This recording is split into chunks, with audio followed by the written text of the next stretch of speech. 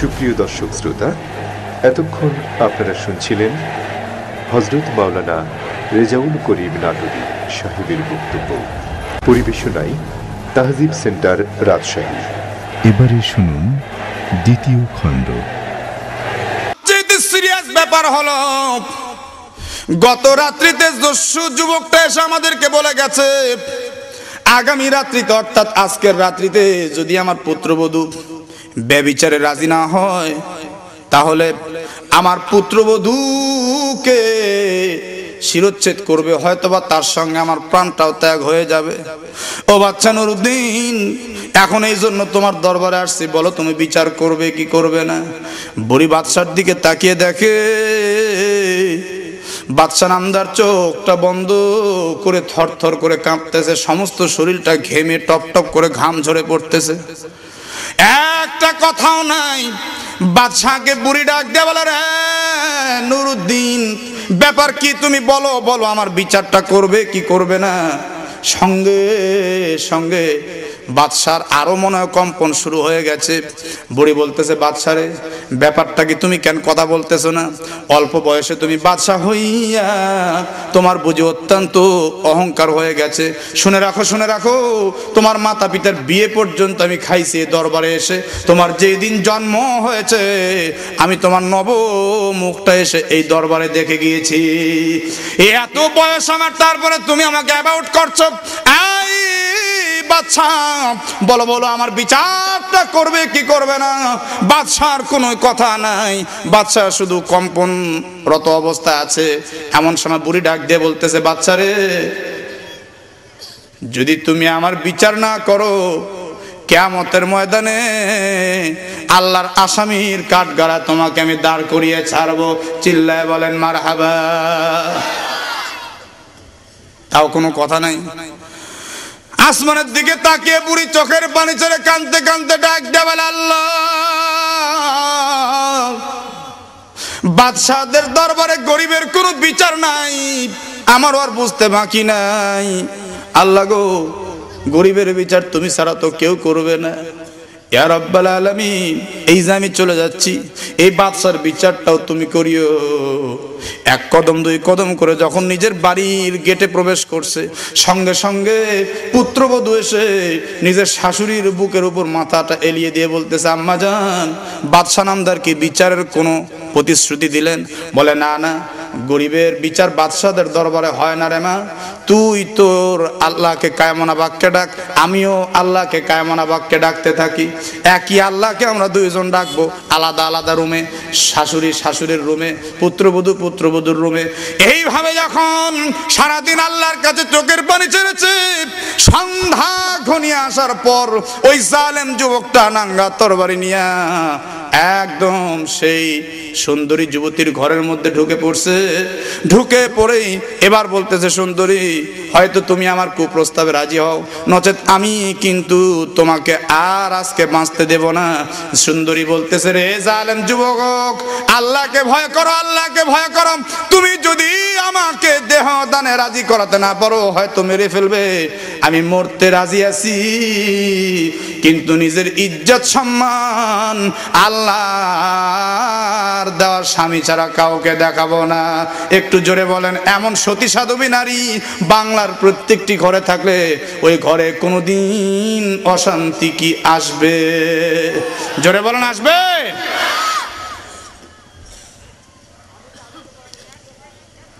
প্রিয় শ্রোতা মণ্ডলী, এবার জালেম যুবকটা এমন করে যখন রাজি করাতে পারতেছে না, মারবে বলে চিন্তা ভাবনা নিচ্ছে, বুড়ি বারবার আল্লাহকে ডাকতেছে, আল্লাহ, তোমার কুদরতি দিলে কি দয়া লাগতেছে না? একজন সাহায্যকারীকে আমাদেরকে তুমি পাঠাতে পারবে না আল্লাহ? সঙ্গে সঙ্গে বুড়ির নজর পড়ছে বাইরে গেটের দিকে। ওই তো ঘোড়ার পৃষ্ঠে সওয়ার হয়ে রণসাজে সজ্জিত হয়ে কে যেন আসতেছে। বুড়ি ডাকবে বলে ইশারা করে চিৎকার করবে বলে একটা ভাব শুরু হয়েছে। ও ঘোড়ার পৃষ্ঠে সওয়ার হওয়া ব্যক্তিটা আঙ্গুলের ইশারা করে বুড়িকে কথা বলতে নিষেধ করলেন। ঘোড়ার পৃষ্ঠ থেকে নেমে খুব ধীর গতিতে বাড়ির মধ্যে ঢুকলো। ঢুকেই বুড়ির ঘরের যে বাতি ছিল বাতিটা নিভাই দিতে বলল, বাতি নিভাই দেওয়া হলো। যুবতীর ঘরের বাতিও অন্ধকার, একদম ঘুটঘুটে অন্ধকার, ওটাও নিভাই দেওয়া আছে। এবার এই লোকটি ওই যুবতীর ঘরের মধ্যে প্রবেশ করে জালেম যুবকটার চুলের মুষ্টিবদ্ধ করে ধরে আল্লাহু আকবার বলে ধর থেকে মস্তকটা ছিন্ন করে ফেলেছে। জোরে বলুন আল্লাহু আকবার। ডাক দিয়ে বলে, মা গো মা, তাড়াতাড়ি বাতিটা ধরায় নিয়ে রে মা। বুড়ি বাতি ধরায় নিয়ে এসে দেখলো বাম হাতে কর্তৃত মস্তক, টপ টপ করে রক্ত ঝরতেছে। ডান হাতে নাঙ্গা তরবারি, একদম রক্তে রঞ্জিত, এরকম ধরে আছে। আর চোখটা বন্ধ করে উপরের দিকে মাথা, থর থর করে লোকটা কাঁপতেছে। বুড়িয়া পাতা মস্তক তাকায় দেখলো এইটার অন্য কেউ না, সকালবেলা যে বাদশার দরবারে বিচার নিয়ে গিয়েছিলাম, এটাই হলো আমাদের বাদশাহ নুরউদ্দিন জাহাঙ্গীর রহমাতুল্লাহ আলাইহি। সুবহানাল্লাহ বলে। এই বাদশা, চোখটা খোলো রে বাজান, তুমি কেন এমন করে কাঁপতেছো? বাদশা হয়ে বিচার করে যদি কাঁপো তাহলে জনগণ তো আরো বেশি ভয় পাবে। সঙ্গে সঙ্গে বাদশা বলতেছে, মা গো মা, আমি ভয়ে কাঁপতেছি না, কিছুক্ষণ পর তোমাকে বলবো কেন আমি কাঁপতেছি। বাম হাতের কর্তৃত মস্তকটা চোখের সামনে এনে মিটি মিটি একটু হাসে আলহামদুলিল্লাহ বলে মস্তকটা দূরে নিক্ষেপ করলেন। এরপরে বললেন, মা, তোমার ঘরে যদি শুকনো কোনো খাবার থাকে গোলামকে তাড়াতাড়ি হাজির করে দাও। কিছু শুকনো খাবার ছিল, সঙ্গে সঙ্গে হাজির করে দেওয়া হলে বাদশা অত্যন্ত তৃপ্তি সহকারে খাইলেন। এবার বুড়ি ডাক দিয়ে বলে, রে বাদশা নামদার, কি ব্যাপার তুমি অসময়ে আমার বাড়িতে খানা খাইলে? বলে, মা, সেইটা আমার বলার আর সময় নাই, বিদায় দে রে মা, বিদায় দে। আমি তোর জন্য সারাদিন দরবারের কাজ বন্ধ রেখেছি। আমার দরবারে অনেক মানুষের ভিড় জমে আছে, যাদের সমাধান এখনো করতে পারিনি। বাদশা যখন রওনা নিয়ে চলে যেতে চায়, বুড়ি ডাক দেয়া বলে, বাদশা, যতক্ষণ পর্যন্ত তুমি আমার 4টি প্রশ্নের উত্তর না দিবে ততক্ষণ পর্যন্ত আমি তোমাকে মাফ করতে পারবো না বা অনুমতি দিতে পারবো না। বলো তোমার কি 4 প্রশ্ন? বলে, আমার 1 নম্বর প্রশ্ন হলো, যখন আমি তোমার দরবারে বিচার নিয়ে গেলাম ওই সময় তুমি কোনো প্রতিশ্রুতি না দিয়ে বিচারটা এসে করে ফেললে, এর কারণটা কি? জানার দরকার আছে না নেই? 2 নম্বর প্রশ্ন হলো, তুমি ঘরে ঢোকার আগে বাতি নিভায় অন্ধকার করে ঢুকলে। আমি অত্যন্ত চিন্তিত ছিলাম, অন্ধকার না করে আলো দিয়ে দেখে দেখে বিচার করলে খুব ভালো হতো, কিন্তু তুমি যে অন্ধকার করে নিলে আমি ভয় পাচ্ছিলাম, শঙ্কিত অবস্থায় ছিলাম। না জানি তোমার তরবারির আঘাতে জালেম যুবক সহ আমার পুত্রবধূটাও আজকে একদম শেষ হয়ে যায়। তুমি কেন বাতি অন্ধকার নিভাই নিলে, অন্ধকার করলে? আমার 3 নম্বর প্রশ্ন হলো, এই যে তুমি যখন বাতি ধরায় নিয়ে আসতে বললে তখন আমি দেখলাম তুমি চোখটা বন্ধ করে থরথর করে কাঁপতেছো। বাদশা হয়ে বিচার করে কেন তুমি ভয় পাইলে? 4 নম্বর প্রশ্ন হলো, যতক্ষণ পর্যন্ত এইটা না বলবা, অসময়ে বাদশা হইয়া আমার বাড়িতে তুমি একদম শুকনো খাবার খাইলে, এত কম দামি খাবার। এই 4টি প্রশ্নের উত্তর না দেওয়া পর্যন্ত আমি বুড়ি তোমাকে 1 কদম অগ্রসর হতে দেব না। একটু জোরে সরে বলুন মারহাবা। লা ইলাহা ইল্লাল্লাহ। একটু সামনে অগ্রসর হতে হবে ভাই, যার সামনে যতটুকু ফাঁকা আছে মেহেরবানি করে জমে জমে আসে। লা ইলাহা ইল্লাল্লাহ। আসেন আসেন আসেন, নিজে শুনি এবং অপরকে শোনার জন্য সুযোগ করে দিই। আসুন, যার সামনে যতটুকু ফাঁকা আছে জমে বসে পড়ি। লা ইলাহা ইল্লাল্লাহ। লা ইলাহা ইল্লাল্লাহ। লা ইলাহা ইল্লাল্লাহ। লা ইলাহা ইল্লাল্লাহ। লা ইলাহা ইল্লাল্লাহ। লা ইলাহা ইল্লাল্লাহ। জোরে লা ইলাহা ইল্লাল্লাহ। হাতে করে হাতের কাম, পায়ে করে পায়ের কাম, অন্তরেতে রাখিও মুমিন, জবানেতে রাখিও মুমিন, আল্লাহ তাআলার জাতি নাম আল্লাহ আল্লাহ আল্লাহু লা ইলাহা ইল্লাল্লাহ লা ইলাহা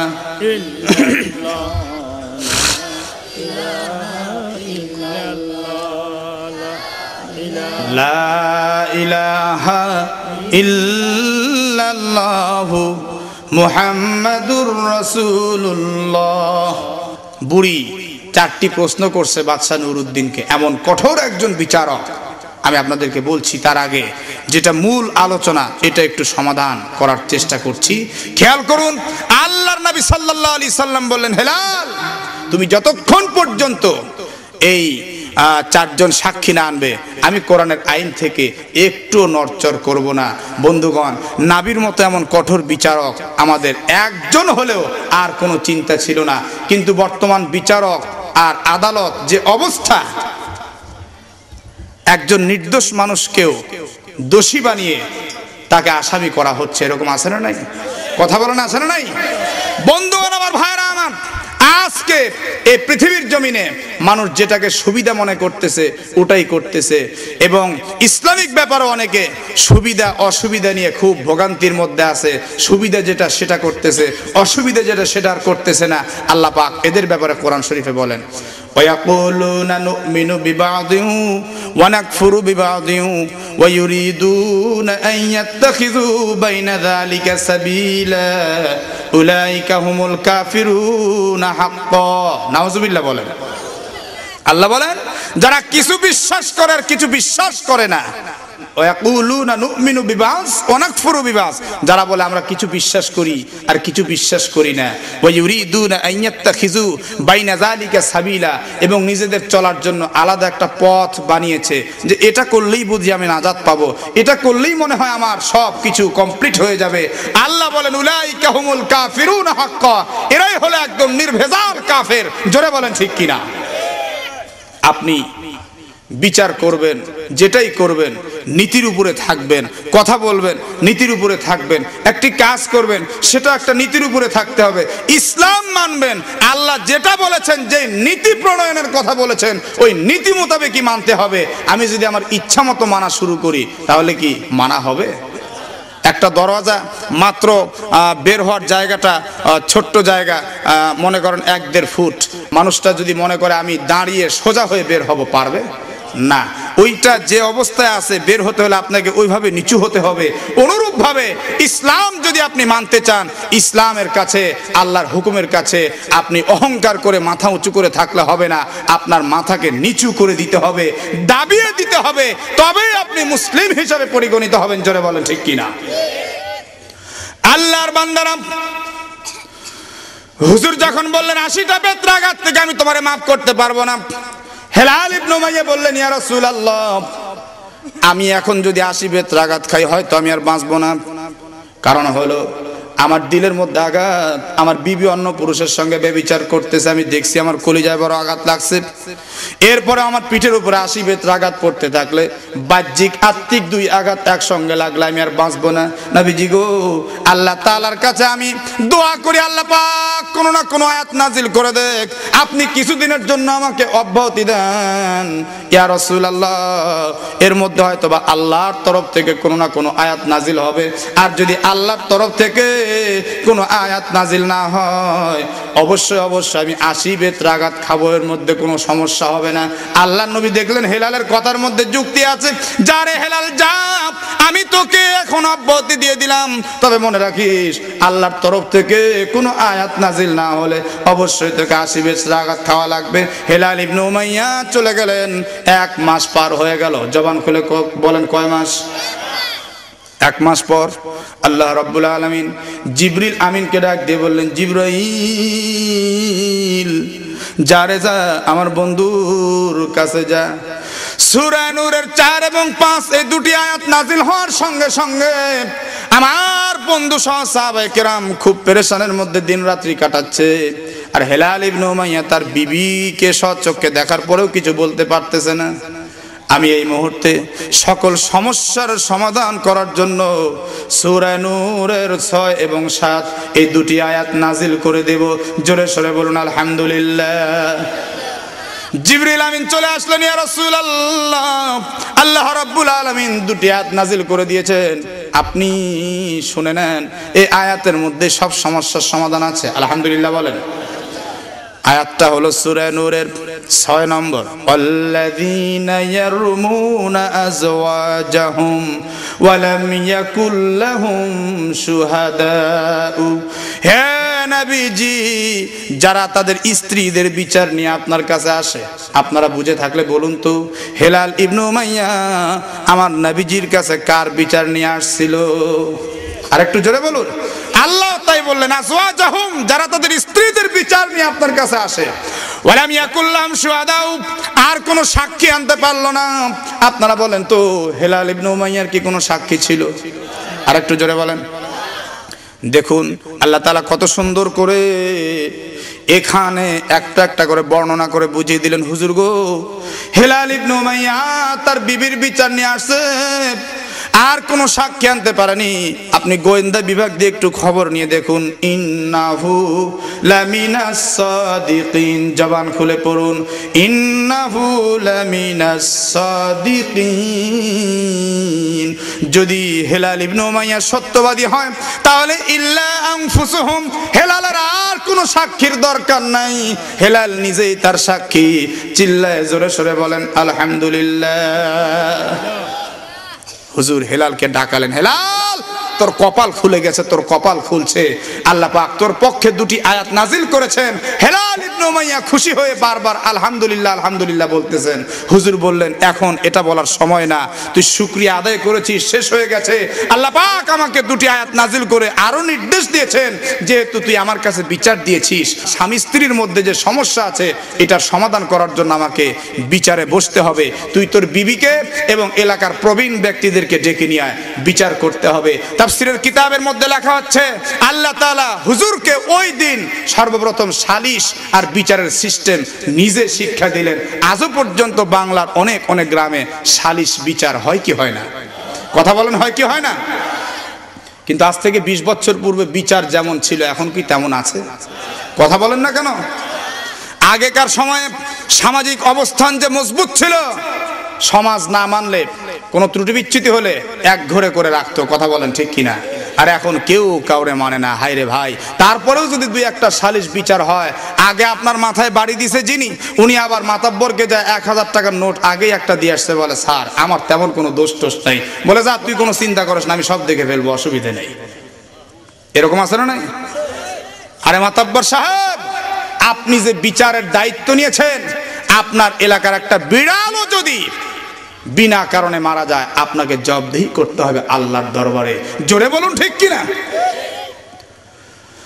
সোনার বন্ধুগণ, আল্লাহর নবীর সামনে প্রবীণ মুরব্বীরা, প্রবীণ সাহাবীরা চলে আসলেন। হেলাল ইবনে উমাইয়ার বিবিকে নবীজি সম্মান করে ডান সাইডে বসালেন, হেলাল ইবনে উমাইয়াকে বাম সাইডে বসালেন। সবাই চতুর্দিক দিয়ে গোলাকার অবস্থায় বসলেন, নবীজি মাঝখানে।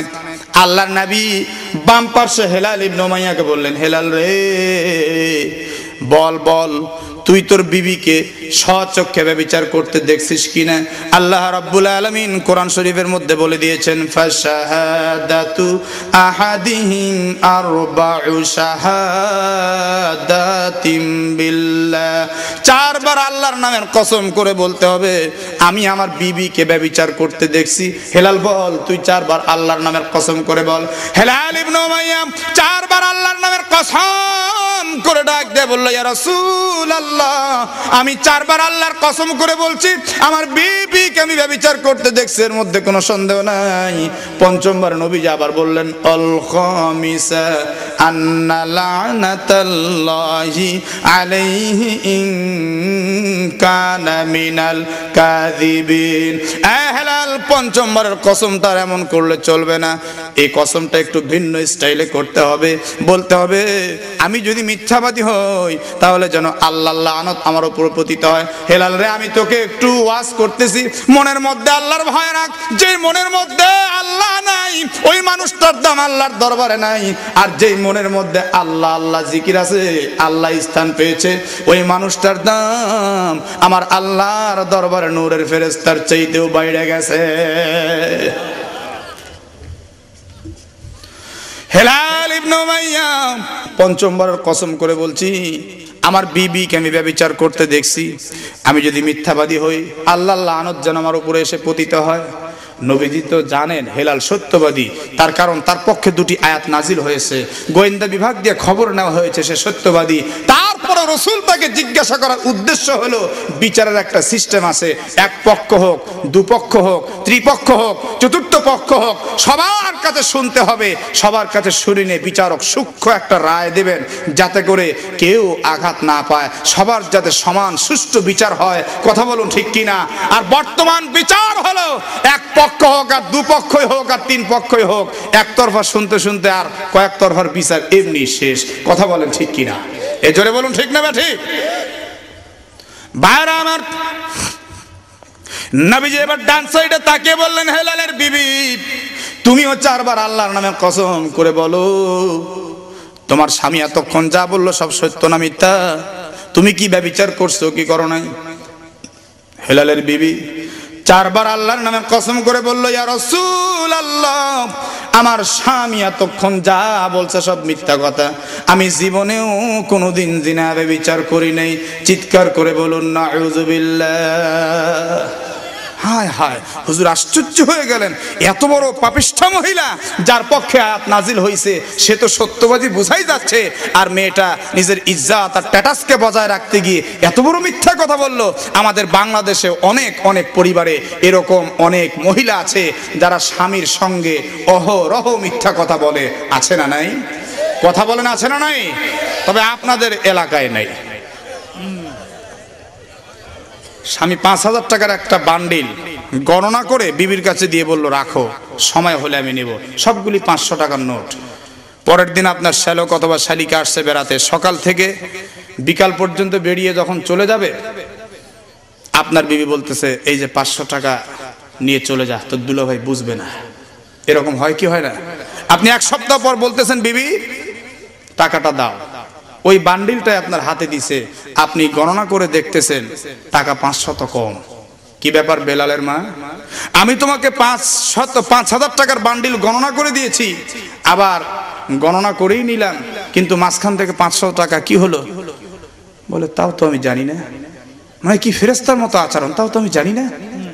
আরে তুমি জানো না মানে? আমি গণনা করেই তোমাকে দিলাম, আবার গুনেই তো নিলাম, এর মাঝখানে 500 টাকার কি হাত পা গজালো? বলে, আজ 12 বছর যাবত তোমার সঙ্গে আমি ঘর সংসার করতেছি, এখন কি তুমি আমাকে মিথ্যাবাদী ভাবলে? এই বলে যে হাউমাউ করে কান্না শুরু করছে, আল্লাহর ঘর মসজিদে চলো, কোরআন শরীফ মাথায় নেব, এই যে চিৎকার শুরু করছে, স্বামী দেখলে তো বেকায়দা। এখন যদি এরকম চিল্লা হাল্লা করে আশেপাশের মানুষজন জমবে, উল্টো আমার দোষটাই হবে। 500 টাকার জন্য ইজ্জত নষ্ট করার দরকার নাই। পিঠ মাথায় হাত বুলিয়ে বলতেছে, থাম থাম, আমারই বোধহয় ভুল হয়েছে, তুই আর চিল্লিস না, থাম থাম। কি টেকনিক আছে না নাই? আছে না নাই? তবে আমার এই গঙ্গারামপুরের মা বোন খুব ভালো, ভদ্র, এরকম করে না। কথা কি বুঝতেছেন ভাই? নবীজি বললেন, হেলালের বিবি অল খামিসা, 5মবারের কসমটা তুমি আর এভাবে করলে চলবে না। আন্না লানাতাল্লাহ আলাইহি ইন কানা মিনাল কাযিবিন, তুমি বলো আমি যদি মিথ্যাবাদী হই আল্লাহর লানত যেন আমার উপরে পতিত হয়। আর আমি তোমাকে ওয়াজ করছি, শোনো, মনের মধ্যে আল্লাহর ভয় রাখো, জাহান্নামের বিভীষিকাটা স্মরণ করো, কিয়ামতের অবস্থাটা একটু স্মরণ করো, খবরদার মিথ্যা বলবে না। এই কথাটা বলার সঙ্গে সঙ্গে মেয়েটির মাথাটা নিচু হয়ে গেছে। আলহামদুলিল্লাহ বলেন। আল্লাহর ভয়ের কথা যদি আপনি কোনো মুসলমানের সন্তানের কাছে বলেন, সে নামাজ পড়ে না, রোজা করে না, এরপরে আবার দেখবেন নেশাগ্রস্ত, যতই হোক নামে মুসলমান, কিন্তু আল্লাহর ভয়ের কথা তার মাথা পিঠে একটু হাত বুলিয়ে কিছুক্ষণ বুঝালেন, কিছুক্ষণের জন্য হলো সে মাথা নিচু করে চুপচাপ থাকবে। কথা বলেন ঠিক কিনা? নবীজি আবার দ্বিতীয়বার বললেন, হে হেলালের বিবি, খবরদার খবরদার মিথ্যা বলবে না, মনের মধ্যে আল্লাহর ভয় পোষণ করো। সঙ্গে সঙ্গে সে ধীরে ধীরে মাথাটা তুলে ডাক দিয়ে বলল, ইয়া রাসূলুল্লাহ, আমার স্বামী সত্য বলছে না মিথ্যা বলছে তা আমি জানি না, তবে আমি এতটুকু বুঝি, আমার এলাকার অনেক প্রবীণ প্রবীণ মুরব্বীরা আছে, তাদেরকে আমি অপমান করতে চাই না। ওগো নবীজি, এই মুহূর্তে আমি পঞ্চমবারের কসমটাও করে বলছি, আমার স্বামী ছাড়া কারো সঙ্গে ব্যভিচার করি নাই, স্বামী ছাড়া কাউকে আমার ইজ্জত দেখাই নাই। জোরে সরে বলেন নাউযুবিল্লাহ।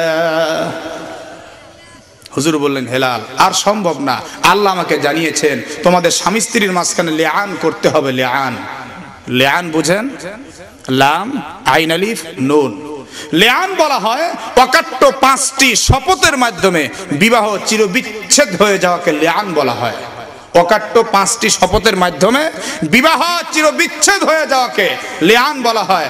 তালাক দিলে স্ত্রী থেকে স্বামী আলাদা হয় ঠিকই, কিন্তু যদি আবার স্ত্রীকে গ্রহণ করতে চায় ওই স্ত্রীকেই, তাহলে স্ত্রীকে ফেরত নেওয়ার মতো বিভিন্ন কায়দা, বিভিন্ন সিস্টেম কোরআন হাদিসে আছে।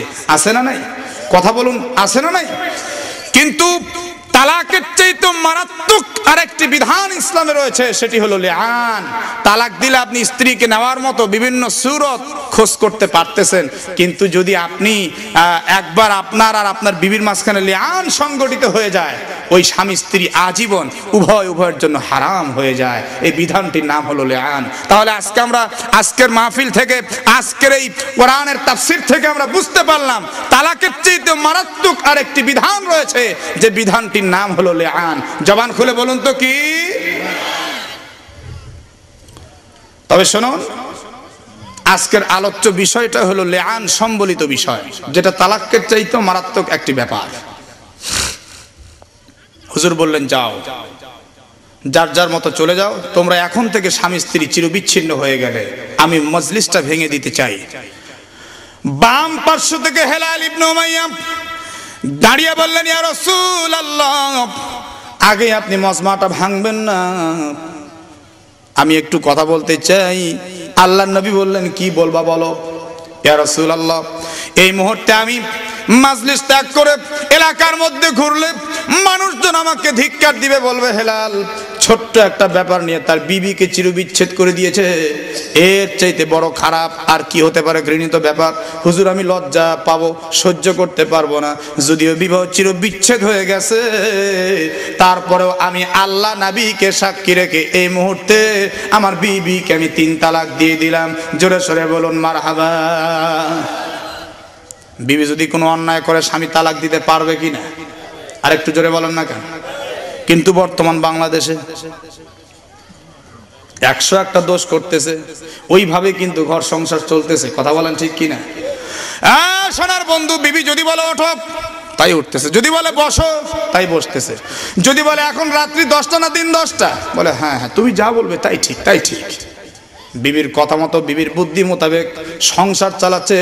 সারা মাস চাকরি করে যা বেতন পাচ্ছে সব বিবির হাতে এনে দিচ্ছে, বিবি ইচ্ছা মতো খরচ করতেছে। এই রকম সংসার বাংলাদেশে আছে না নাই? আমি আপনাদেরকে বলতে চাই, যাদের সারা জীবনটা শুধু বিবির বুদ্ধি মোতাবেক চললো, ওই সমস্ত সংসারের ভবিষ্যৎ ভালো না খারাপ? জোরে বলতে ভয় পাচ্ছেন, যদি আবার ওনারা শোনে। শুধু বিবির বুদ্ধি মোতাবেক আপনি চলেছেন, আপনার ভবিষ্যৎ ভালো হতে পারে? জোরে বলুন পারে? কারণ হাদিস শরীফে নবীজি বলেছেন, নাকিসাতুল আকল, মহিলা পুরুষের তুলনায় তাদের বুদ্ধি হলো অর্ধেক। জোরে বলুন কতটুকু? তো অর্ধেক বুদ্ধি দিয়ে যদি ফুল বুদ্ধিওয়ালা চলতে চায়, অবস্থাটা কি দাঁড়ায় বলেন তো? এটা আমার কথা নয়, হযরত ইমাম গাযালী রাহমাতুল্লাহ আলাইহি আত-তিবরুল মাসবুক নামক কিতাবের মধ্যে লিখেছেন, পূর্ব যুগের একজন বাদশা ছিল, নামটা তার খসরু পারভেজ। জোরে বলেন নাম কি? উনি মাছ খাইতে অত্যন্ত ভালোবাসতেন। উনার বিবির নাম ছিল রানী শিরিন। রানী শিরিন আর খসরু পারভেজ একদিন দরবারে বসা। এমন সময় একজন জেলে বেটা নদীর টাটকা মাছ ধরে নিয়ে আসছে।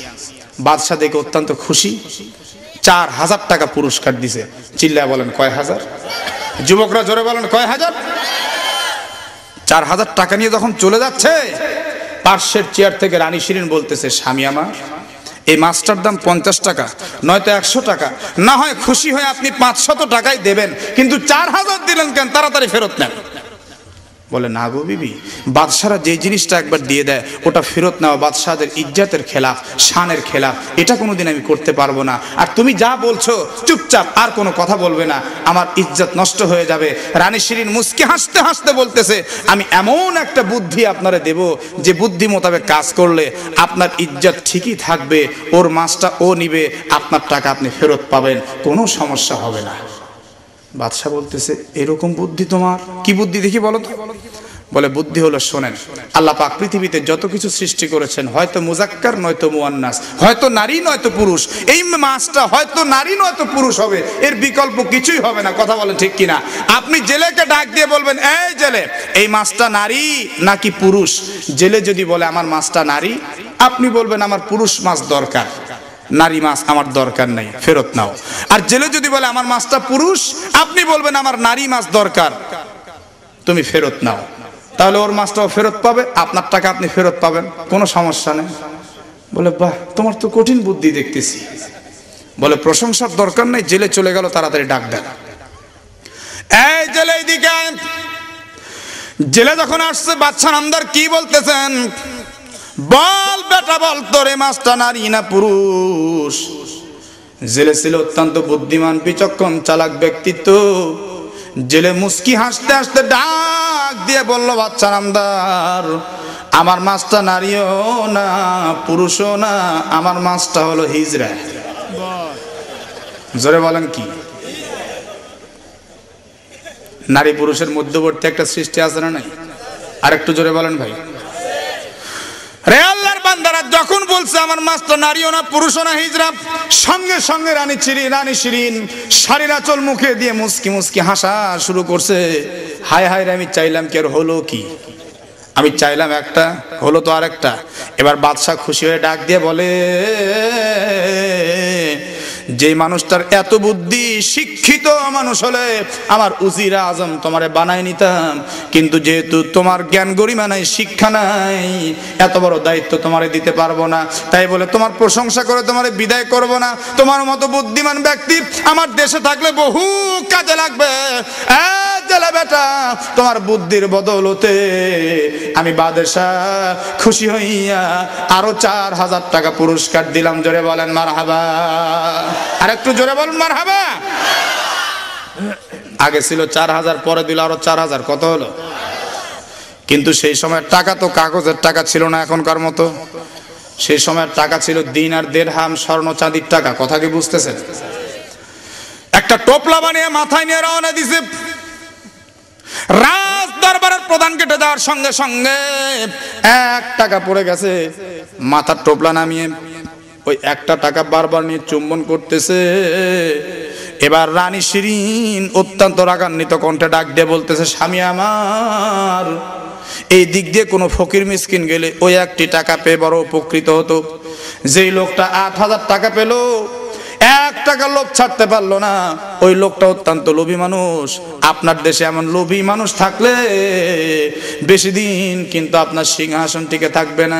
এই লোভী মানুষটাকে হয়তো আপনি ফাঁসি দেন, নয়তো উপযুক্ত শাস্তি দিয়ে দেন, তাছাড়া আপনার ক্ষতি হবে। বাদশাহ চিন্তা করে দেখলো কথা ঠিক। এবার বাদশাহ বলতেছে, জেলে এদিকে আয়। জেলে এসে চোখের পানি টলমল। বাদশাহ নামদার, গোস্তাকি মাফ কিজিয়ে, কি বেয়াদবি আবার করলাম? বলে, বেয়াদবি না, 8000 টাকা দিলাম, জীবনে তো কোনো চিন্তা থাকার কথা না, কিন্তু 1 টাকার লোভ যখন তুমি ছাড়তে পারলে না। বলো বলো রে জেলে, এই 1 টাকার লোভ কেন তুমি ছাড়তে পারলে না? এত বড় লোভী তুমি। এবার জেলে কানতে কানতে ডাক দিয়ে বলে, বাচ্চা নামদার, তাকায় দেখেন, এই টাকার 1 পার্শ্বে আপনার নাম আর 1 পার্শ্বে আমার রানী মায়ের নাম। এই টাকাটা যখন নিচে পড়ে গেছে, তখন আমি চিন্তা করলাম এই দিক দিয়ে কত মানুষ যাবে আর আসবে, কার পায়ের নিচে টাকাটা পড়ে পদদলিত হবে, আমার বাদশা এবং রানী বেইজ্জতি হবে। আমি এই জন্য টাকাটা তুলে নিয়ে চুম্বন করে বাদশা এবং রানীর ইজ্জত বাঁচাইলাম। জোরে বলেন মারহাবা। রানী বলতেছে, বাহ, লোকটা কত ভালো, আমার ইজ্জত বাঁচালো রে। দেখবেন মেয়েদের প্রশংসা করলেই খুব ভালো, কি বলেন ঠিক কিনা? আর যদি প্রশংসা না করে একটু কড়া কথা বলেন, আজকে রাত্রিতে একটু টেস্ট করবেন, আমার গঙ্গারামপুরের মা বোনরা দেখবেন, আপনি যদি বলেন এই যে গিন্নি আজকে 1 সপ্তাহ যাবত আমি দেখতেছি তুমি কথাবার্তা ঠিক মতো বলতেছো না, আচরণ খুব একটা ভালো দেখতেছি না, তো তাই আমি ফাইনাল সিদ্ধান্ত নিয়েছি আগামী 1 সপ্তাহের মধ্যে আমি আরেকটি বিয়ে করব। খালি বলেই দেখবেন খাওয়া দাওয়া বন্ধ, কথা বলা তো একদম বন্ধ, যদিও রাত্রিতে আপনার পাশে শুইছে কিন্তু উল্টা দিক, কথা বলেন কোন দিকে? আপনি একটু গায়ে হাত দিয়ে বলতেছেন এই পাগলি আমি তো একটু রসিকতা করলাম, আপনি গায়ে হাত দিতে দেরি হবে, ও কারেন্টের মতো শর্ট করে আপনাকে সরাই দিতে দেরি করবে না, কথা বলেন ঠিক কিনা? আমার মা বোনদেরকে বলবো, মা আপনি যে আপনার স্বামীর সঙ্গে এমন আচরণ করছেন, সারা রাত্রি উল্টা দিকে হয়ে কাটিয়ে দিচ্ছেন, ওই জান্নাতের হুর বালাগর নবী বলেন বারবার অভিসম্পাত করতে থাকে, এই মহিলা আমাদের স্বামী কিছুদিন পরে আমাদের কাছে আসবে আর তুমি এখন আমাদের স্বামীকে কষ্ট দিচ্ছ, এমন করিও না, এমন করিও না। জোরে সরে বলুন নাউযুবিল্লাহি মিন যালিক।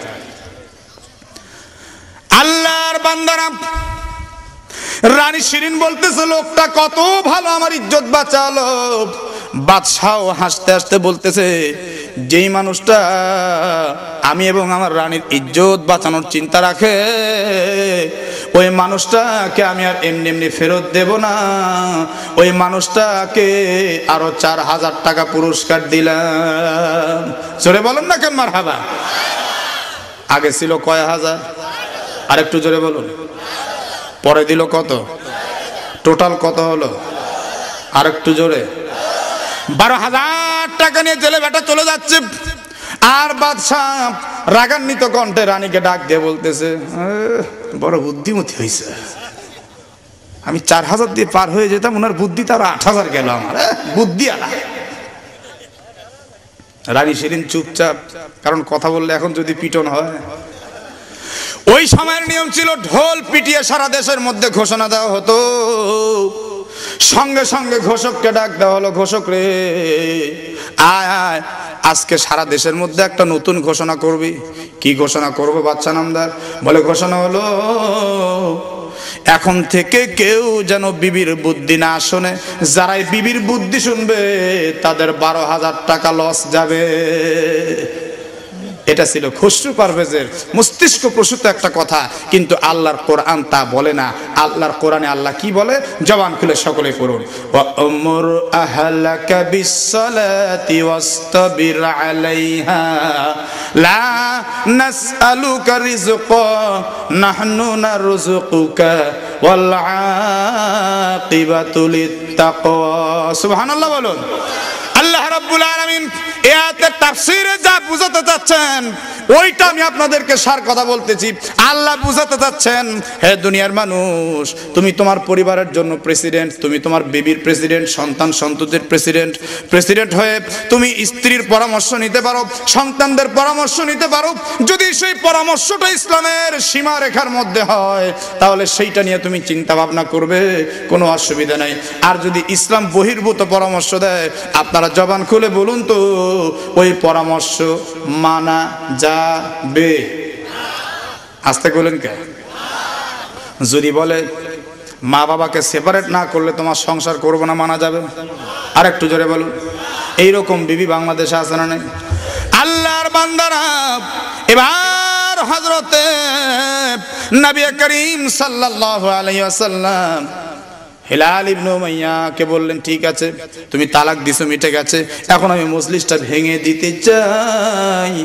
সঙ্গে সঙ্গে ডান পার্শ্ব থেকে হেলালের বিবি, ওই যে হেলালের বিবি মনে আছে আপনাদের, ইয়া রাসূলুল্লাহ আমি এই মুহূর্তে আপনাকে একটু কথা বলবো, আগে মজলিসটা ভাঙবেন না। আল্লাহর নবী বললেন কি বলবে? তোমার জন্যই তো যত সমস্যার সৃষ্টি হয়েছে। নবীজি গো, আমার বলার কথা হলো আমার স্বামী আমাকে চিরবিচ্ছেদ করে চলে যাচ্ছে, কিন্তু আমার স্বামীর সন্তান যে আমার পেটে আছে, এই সন্তানটার কি হবে? হেলাল ইবনে উমাইয়া সঙ্গে সঙ্গে দাঁড়িয়ে চিৎকার করে বললেন, নবীজি গো, আমার সন্তান ওই মেয়েটির পেটের মধ্যে নেই, 1 মাস পূর্বে যার সঙ্গে জিনা ব্যভিচার করছে, হতে পারে তারও সন্তান। জোরে বলেন ঠিক কিনা? ইয়া রাসূলুল্লাহ, এটা আমার সন্তান না। মেয়েটি বলে না না তোমার সন্তান। হেলাল ইবনে উমাইয়া বলেন না না আমার সন্তান না। দুইজনের মধ্যে যখন তর্ক শুরু হলো, আল্লাহর নবী বললেন তর্ক করার দরকার নেই, বরং আমি একটা সুন্দর সমাধান দিচ্ছি। মেয়েটির সন্তান যখন দুনিয়াতে ভূমিষ্ঠ হবে, এই মেয়েটির সন্তানের চেহারাটা দেখা লাগবে। দেখতে কার মতো দেখা যায়? দেখতে যদি হেলাল ইবনে উমাইয়ার মতো হয়, তাহলে সন্তানটার দায়িত্ব হেলাল ইবনে উমাইয়া নিবে। আর দেখতে যদি ওই পরপুরুষটার মতোই হয়, ওই ব্যভিচারী পুরুষটার মতোই হয়, ওই সন্তানটার দায়িত্ব ব্যভিচারী পুরুষটাই নিবে। জোরে সরে বলেন সুবহানাল্লাহ। কত সুন্দর সুরাহা নবী করে দিলেন। যাও সবাই চলে যাও। সবাই যখন চলে গেল, কিন্তু মেয়েটা আর যায় না, অঝর নয়নে কান্না শুরু করেছে। নবী বললেন মা তুমি কাঁদতেছো কেন? ইয়া রাসূলুল্লাহ, কান্নার কারণ হলো আমার সন্তানের বাবা থেকেও নাই। আমি মা সন্তানের ভরণ পোষণ কেমনে করব? আমার সন্তান দুনিয়াতে আসার পর চোখের সামনে কষ্ট করবে, আমি মা কোনোদিন সহ্য করতে পারবো না। মা কিন্তু সন্তানের অসহায় অবস্থা চোখে দেখে সহ্য করতে পারে না। কথা বলেন ঠিক কিনা? এই জন্য একজন কবি কত সুন্দর করে বললেন, মা নাই গৃহে যার সংসার অরণ্যতার, দেখিলে মায়ের মুখ মুছে যায় সব দুঃখ। মা নামটি অতি মধুর, জেনে রেখো ভাই, মায়ের মতো আপনজন ত্রিভুবনে নাই। জোরে বলেন ঠিক কিনা? নবী বললেন মা গো মা, তোমার সন্তানের বাবা থেকেও নাই, কিন্তু বাবা তো জিন্দা আছে। আমার দিকে তাকায় দেখো। মেয়েটি তাকায় দেখতে পাচ্ছে নবীর চোখ দিয়ে দর দর করে পানির ফোঁটাগুলি ঝরে পড়তেছে। আমি মায়ের পেটে থাকা অবস্থায় বাবা আব্দুল্লাহ হারাইছি। বাবা দেখতে কেমন লাগে আমি কোনোদিন জানি না, শুধু নামটাই শুনি। ও মা, এমন অবস্থায় বাবা হারাইছি, যে অবস্থায় বাবার কবরের কাছে আমার মাকে হারাইছি, বাবার কবরের কাছে মায়ের লাশ। এই কথাগুলি মনে হলে আমি নবী আমার এখনো কান্না পায়। কিন্তু আল্লাহ এত অসহায়ত্বের মধ্যে দিয়ে দেখো আমার কত বড় করে তুলছে। যখন খাদিজাতুল কুবরা রাদিয়াল্লাহু আনহাকে বিয়ে করলাম, সন্তানাদি পালাক্রমে হতে লাগলো, কিন্তু আমার শেষ সন্তান ফাতিমা, মেয়েদের মধ্যে ফাতিমা, তাকে দেখলাম আমার মা আমিনার মতোই তার কথাবার্তা, আমার মা আমিনার মতোই তার চালচলন। আমি ফাতিমাকে বেশি আদর করতাম। আমার ফাতিমাকে যখন আমি কাছে নিতাম, তখন মা আমিনার প্রতিচ্ছবিটাই তার মধ্যে খুঁজে পেতাম। মা গো মা, এই জন্য আমার ফাতেমার কাছে আমি বেশি বেশি যাই। আমার ফাতেমাকে আমি সব সময় শয়নে স্বপনে খেয়াল রাখি। সুবহানাল্লাহ বলে। আল্লাহর নবী একদিন হযরত ফাতেমার বাড়িতে গেলেন, ভিতর থেকে দরজাখানা বন্ধ করে দেওয়া। নবী বললেন ফাতিমা, আমি তোর বাবা মুহাম্মদ এসেছি, দরজাখানা একটু খোল, আমি তোকে দেখতে চাই। হযরতে ফাতেমার কোনো উত্তর নাই। নবী আবার দ্বিতীয়বার ডাক দিলেন, তাও কোনো উত্তর নাই। তৃতীয়বার যখন ডাক দিলেন, ঘরের ভিতর থেকে সামান্য একটু কান্নার আওয়াজের মতো শোনা যায়। আল্লাহর নবী বললেন ফাতিমা, আমি তো তোর সঙ্গে কোনো খারাপ আচরণ করি নাই, কোনো খারাপ শব্দ ব্যবহার করি নাই, কিন্তু তুই কাঁদতেছিস কেন? তার কারণ কি? বলে বাবা, আমি ঘরের কথা পরকে বলতে চাই না। নবী একদম হাউমাউ করে কাঁদতে লাগলেন, ফাতিমা, আমি নাকি তোর পর হয়ে গেলাম, তুই ঘরের কথা পরকে বলবি না? ফাতিমা, আমি তোর পর কেমনে হলাম? আমি তোর বাবা, আমি রাহমাতুল লিল আলামিন। আমি শুধু তোর বাবাই না, তোর মা খাদিজা দুনিয়ার মধ্যে নাই। আমি মা হলেও তোর মা, বাবা হলেও তোর বাবা। আমার কাছে না বললে আর কার কাছে বলবি? আমি রাহমাতুল লিল আলামিন, আমার কাছে বলতে তোর কোনো অসুবিধা নাই। এবার হযরতে ফাতিমা কান্না বিজড়িত কণ্ঠে ডাক দিয়ে বললেন, বাবা, আসল ব্যাপার হলো, আজ থেকে কয়েকদিন পূর্বে আমার বাড়িতে একটা মিসকিন আসছিল। যে মিসকিনটার শরীরে কোন রকম কাপড় চোপড়, ভালো কাপড় চোপড় ছিল না, ছেঁড়া কাপড়। আমার উত্তম একটা পরিধেয় বস্ত্র ছিল। আল্লাহর কোরআনের আমল করতে গিয়া লাং তানালুল বিররা হাত্তা তুনফিকু মিম্মা তুহিব্বুন। সুবহানাল্লাহ বলেন। নিজের জীবনের সবচেয়ে প্রিয় বস্তুটা আল্লাহর রাস্তায় দান করতে হয়। আব্বাজান আল্লাহর কোরআনের আমল করতে গিয়ে আমার নতুন পোশাকটা মিসকিনকে দান করে দিয়ে ছেঁড়া ফাড়া কাপড় আমি পরে আছি। আমি যদিও আপনার মেয়ে, কিন্তু বাবার সামনে যাইতে পারতেছি না ইজ্জতের ভয়ে। আল্লাহর নবী কাঁধের চাদর আর মাথার পাগড়ি মোবারক জানালা দিয়ে ফিকে মেরে বললেন, মা চাদরটাকে তুই গোটা শরীরে আবৃতা করে নে, আর পাগড়িটা দিয়ে ওড়না বানায়, তারপরে আমার সামনে তোরে না দেখলে আমার ভালো লাগে না। হযরতে ফাতেমা নবীজির সামনে যখন আসলেন, আল্লাহর নবী সাল্লাল্লাহু আলাইহি সাল্লাম তাকে দেখলেন, নবীজির মেয়ে ফাতেমার চোখের নিচে কালো দাগ পড়ে গেছে, চেহারাটা ফ্যাকাশে হয়ে গেছে। মা ফাতিমাতুজ জাহরা রাদিয়াল্লাহু আনহা পূর্ণিমার চাঁদের মতো চেহারা, কিন্তু এমন বিবর্ণ চেহারা কেন হলো রে মা? আপনি যখন 1 মাস 1.5 মাস 2 মাস পরে আপনার মেয়ের বাসায় যাবেন, আপনার মেয়ের চোখে যদি আপনি পানি দেখেন, তখন কিন্তু আপনি বুঝবেন আপনার মেয়ে খুব কষ্টে আছে। কি বলেন, ঠিক কি না? নবী রাহমাতুল লিল আলামিন নবী আর সহ্য করতে পারলেন না। এই ফাতিমা, ব্যাপারটা কি জানতে চাই?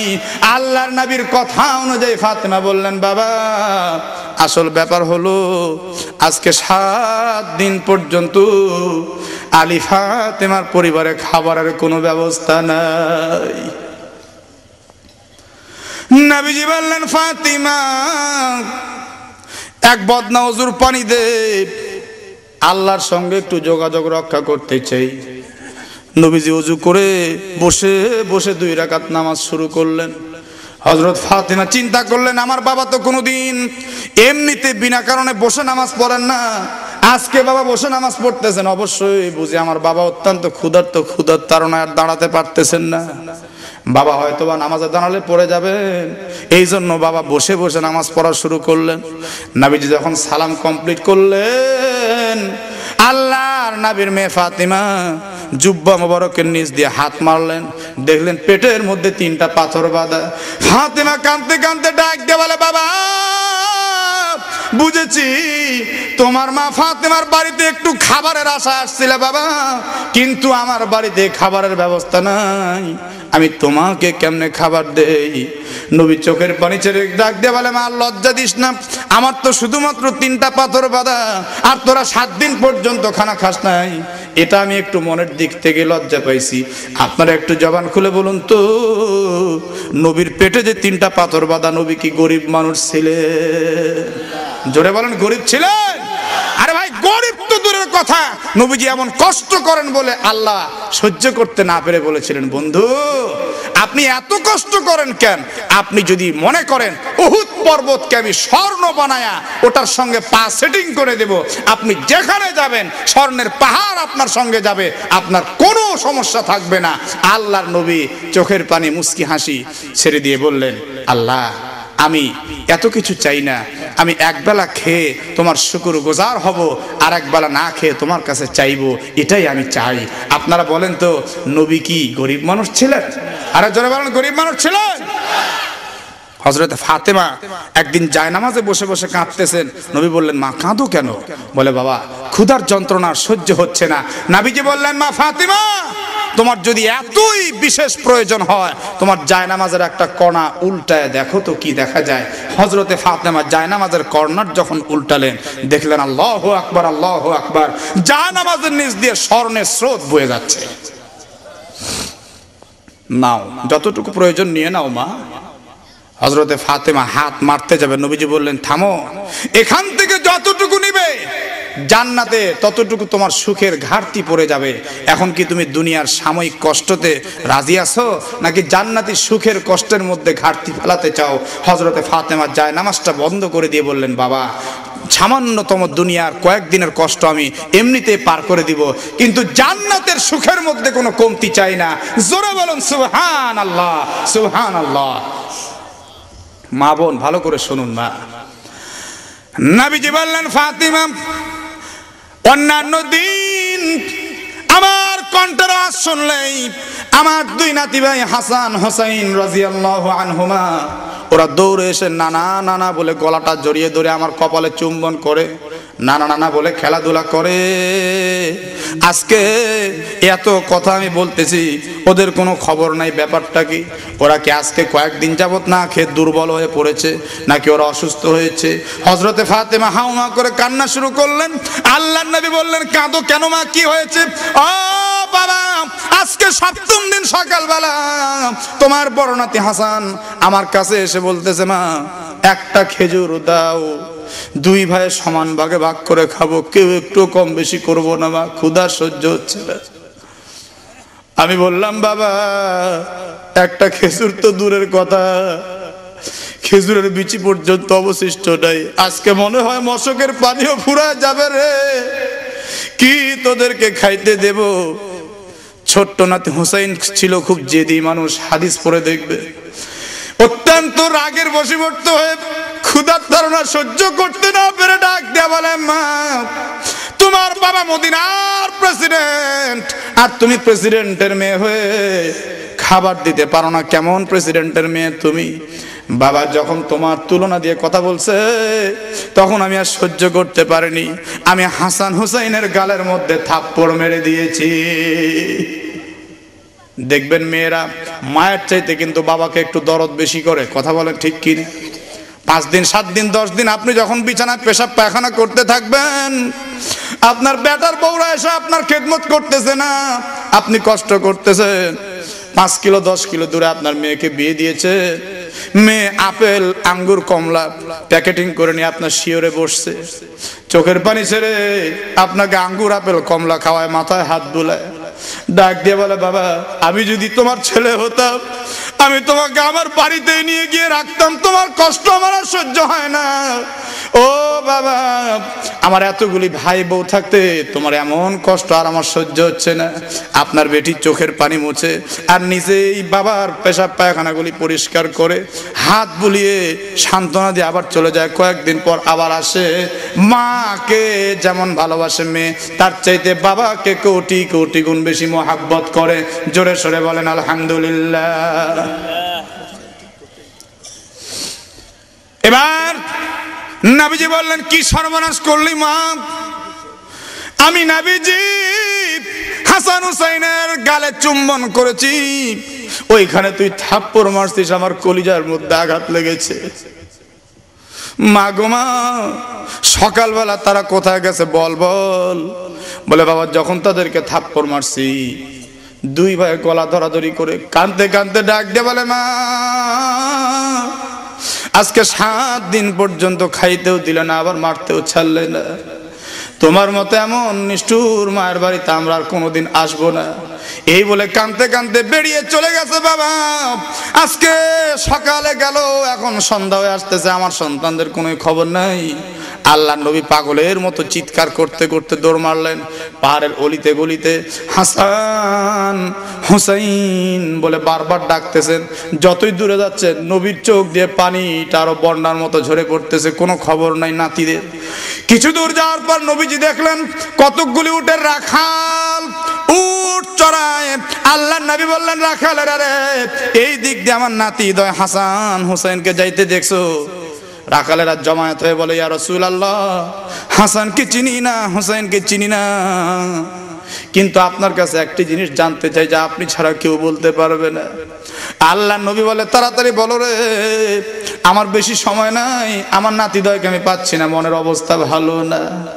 ইয়া রাসূলুল্লাহ, প্রতিদিন আমরা এই চারণ ভূমিতে আমাদের এই জানোয়ারগুলি চড়াতে নিয়ে আসি, সকাল থেকে সন্ধ্যা পর্যন্ত ঘাস খেয়ে উদর পূর্তি করে বাড়ির দিকে রওনা দেয়। আজকেও সকালবেলা চারণ ভূমিতে এনে চড়াতে লাগাই দিলাম, কিন্তু সকাল থেকে সন্ধ্যা হয়ে যাচ্ছে, একটা জানোয়ারও ঘাসে কামড় দেয় না। রাসূল গো, আপনি চোখের দিকে তাকায় দেখেন, প্রত্যেকটি উটের চোখ দিয়ে পানি দর দর করে ঝরে পড়ে। ইয়া রাসূলুল্লাহ, পাহাড়ের গর্তের দিকে তাকায় তারা কি চিন্তা করার কাঁদে আমরা বুঝি না। আল্লাহ নবী একটা দৌড় মেরে পাহাড়ের গর্তের মুখে দাঁড়াইছে, দাঁড়িয়ে দেখে আর কেউ না রে, সাইয়্যিদা শাবাবে আহলিল জান্নাহ, জান্নাতি যুবকদের সর্দার হাসান আর হুসাইন। নবীজি ঘুরে উঠে চিৎকার করে বললেন, রাখালেরা, এখনো কি বুঝতে পারলি না জান্নাতি যুবকদের সর্দার দয় হাসান আর হুসাইন এখানে শুয়ে আছে। আজকে 7 দিন পর্যন্ত ওদের মা ওদেরকে খাবার দেয় না, আবার থাপ্পড় মারছে ওদের দুঃখে দুঃখিত হইয়া। বনের জানোয়ার পর্যন্ত খানা ছেড়ে দিয়ে চোখের পানি ছেড়ে কান্না শুরু করেছে।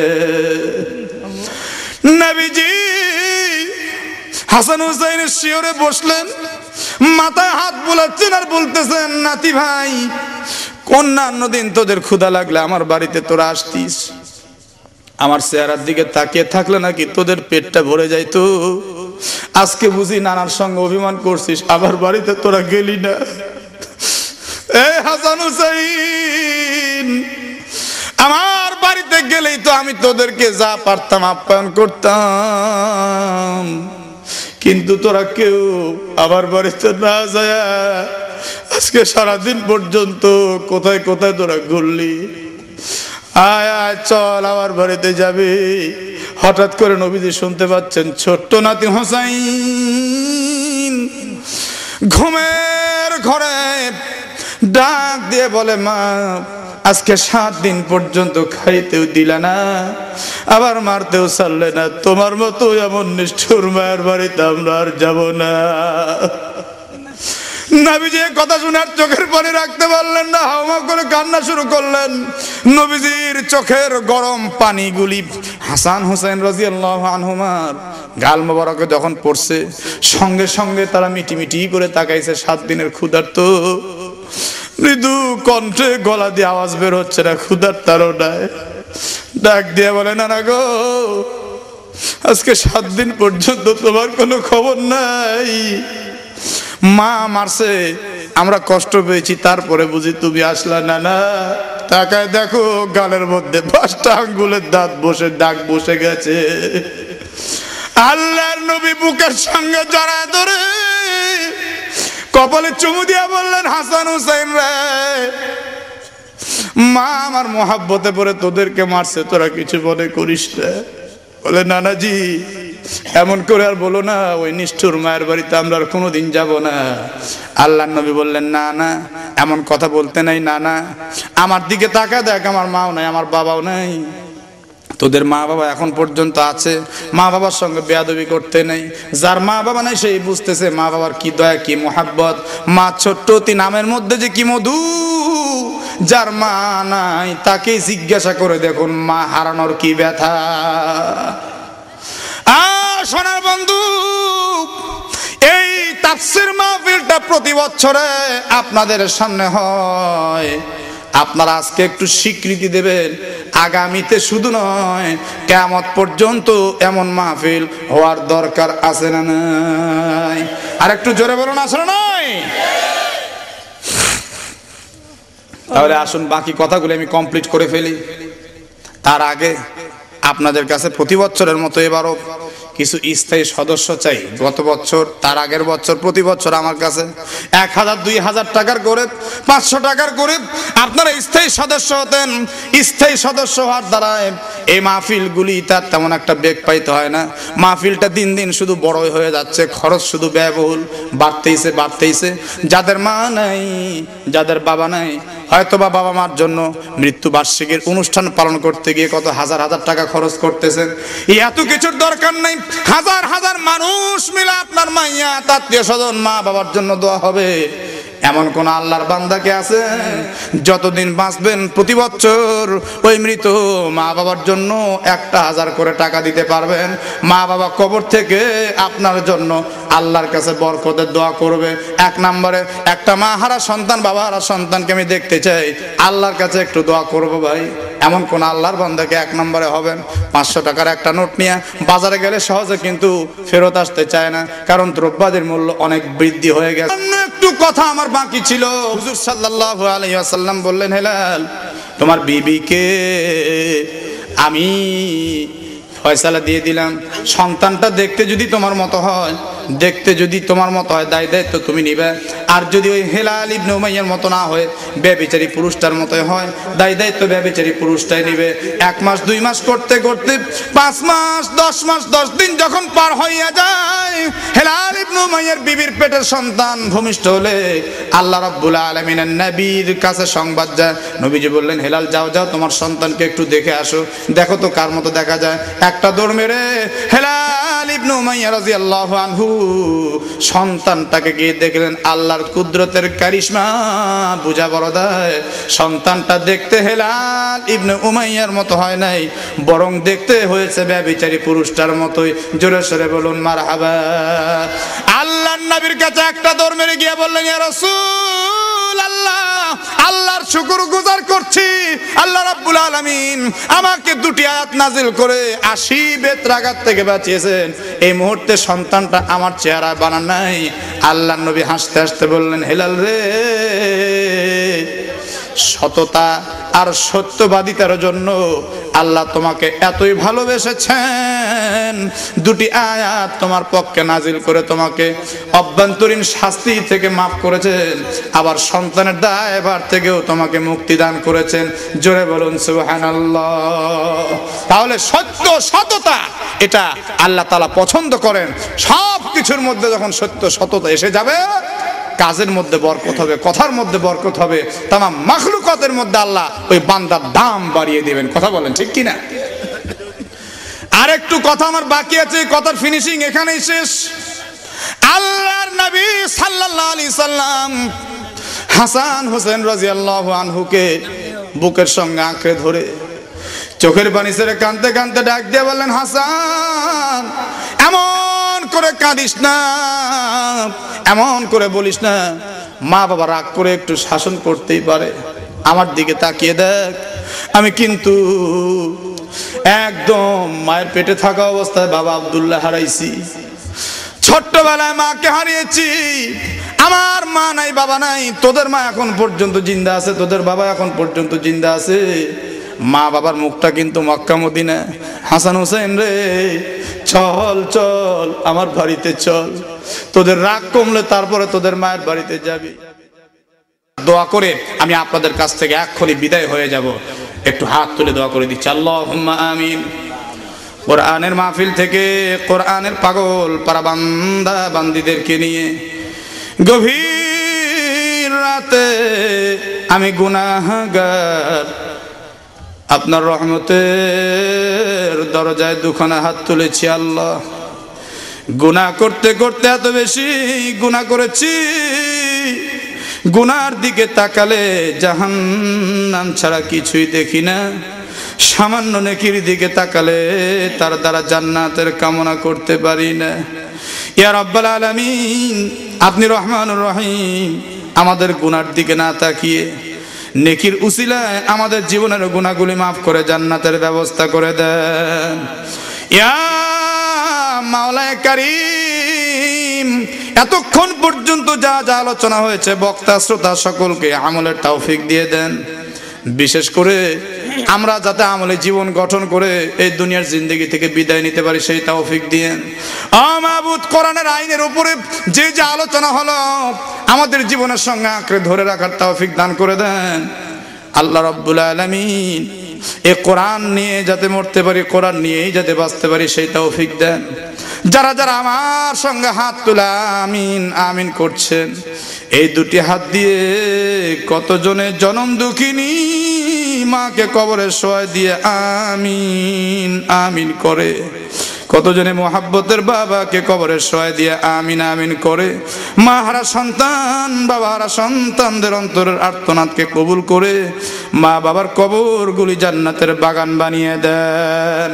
ইয়া রাব্বাল আলামিন, এই মাহফিল করতে গিয়ে যারা খাটাখাটনি করলেন, টাকা দিয়ে পয়সা দিয়ে বুদ্ধি দিয়ে শ্রম দিয়ে, তাদেরকে কিয়ামতে নবীজির শাফাত নসিব করে এক পেয়ালা হাউজে কাউসার নসিব করে দিয়ে আগামীতে এর চাইতে বড় আকারে সুন্দর আকারে মাহফিলটা যাতে কবুল হয় আপনি সেই তৌফিক সকলকে দান করে দিয়েন। ইয়া রাব্বাল আলামিন, এখনই দোয়া করে আমি বিদায় নিয়ে চলে যাব। আমাদের প্রত্যেকের কদমে কদমে শ্বাস নিঃশ্বাসে অসংখ্য গণিত নেকি আপনি আমল নামে দান করে দিয়েন। যেদিন মৃত্যু হবে ওই দিনটা যেন জুমার দিন হয়, যে সময় মৃত্যু হবে রোজা অবস্থায় ইফতারের আগ মুহূর্তে নবীজির চাঁদ মাখা চেহারা দেখতে দেখতে আমাদের সকলের জবানে মধুর কালেমা জারি করে দিয়েন লা ইলাহা ইল্লাল্লাহু মুহাম্মাদুর রাসূলুল্লাহ। আসসালামু আলাইকুম ওয়া রাহমাতুল্লাহ। সুপ্রিয় দর্শক শ্রোতা, এতক্ষণ আপনারা শুনছিলেন হযরত মাওলানা রেজাউল করিম নাটোরী সাহেবের বক্তব্য। আলোচনাটি 2 খণ্ডে সমাপ্ত। দ্বিতীয় খণ্ড শেষ হল। ভিডিও পরিচালনা, সম্পাদনা ও প্রযোজনা আলী আহমদ আকন্দ। পরিবেশনায় তাহজিব সেন্টার রাজশাহী।